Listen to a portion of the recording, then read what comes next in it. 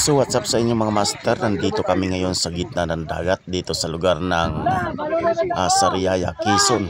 Ayan, nagtalunan na sila mga master at abangan nyo kung ano ang mangyayari. What's up sa inyo mga master, pupunta nga pala kami sa gitna ng dagat, sasakay ng isang bangka. So doon po kami maglalangoy mismo sa gitna ng dagat. Kaya samahan nyo ako mga master maglayag or sumakay nitong bangka. Actually, marami po kaming magkakasama dyan at talagang masaya ang aming bandingan dyan dahil doon kami mismo sa gitna ng dagat ihuhulog para maglangoy. Ayan. At dito na nga mga master, pinasuot muna kami ng life jacket para sa aming for safety namin mga master. So yan ang lahat at talagang excited nang makasakay sa bangka at papunta na kami doon mga master. At syempre samahan nyo kami. At ito na mga master, pasakay na kami ng bangka at medyo mababaw pa kasi low tide pa. Kaya naglakad-lakad muna kami papuntang bangka para kami ay makasakay.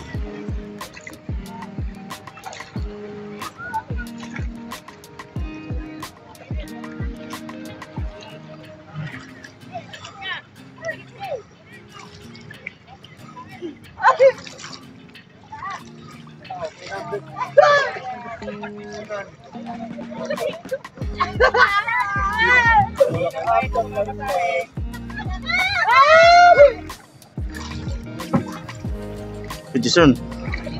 Son.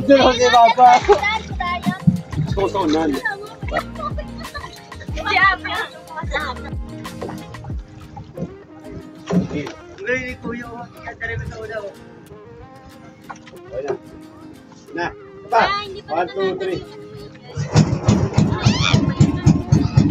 Hola. Stop it, pinapes ko gusto ko sa part na to. Or the black. Kakaway-kaway muna!